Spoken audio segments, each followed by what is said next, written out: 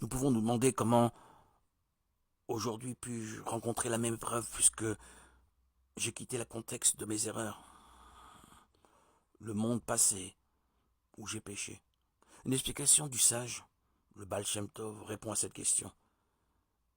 Cette lumière que nous avons reçue par notre repentir, qui a chassé le mal si loin de nous, on nous l'a maintenant reprise.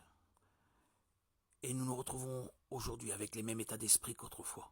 Ceci ne manquera pas de produire des situations analogues.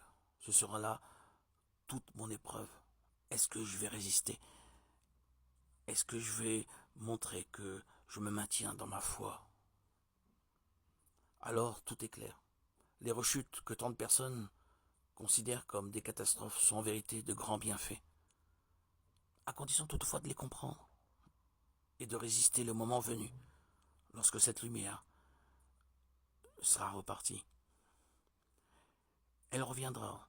Il faut juste nous dépasser, montrer notre attachement au Seigneur.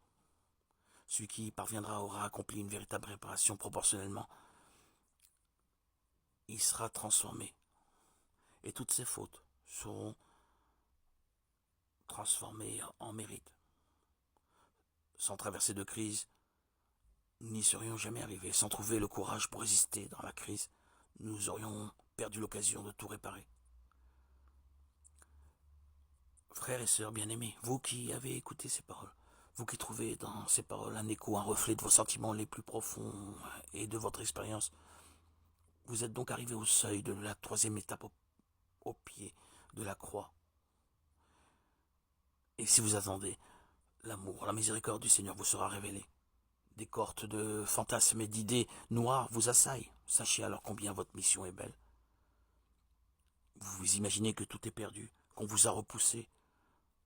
Rappelez-vous que ces heures sombres que vous traversez sont celles où vous révélerez votre vraie grandeur.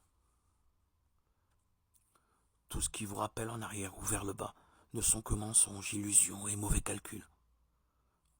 Ont-ils mieux à vous offrir que ce que vous propose notre Seigneur?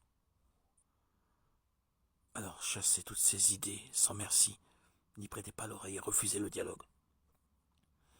Votre passé, vos responsabilités, votre niveau réel, ce ne sont pas des problèmes que vous pourrez résoudre dans l'immédiat ni par la réflexion. Fermez-leur la porte et réjouissez-vous d'en être arrivé à ce stade, d'être sorti d'Égypte, tels les Israélites. Et si votre état actuel vous incommode, appliquez la formule pleine de bon sens qu'ont enseigné les sages. Si la mauvaise odeur est très forte, verse encore plus de parfum. Ne renonce pas.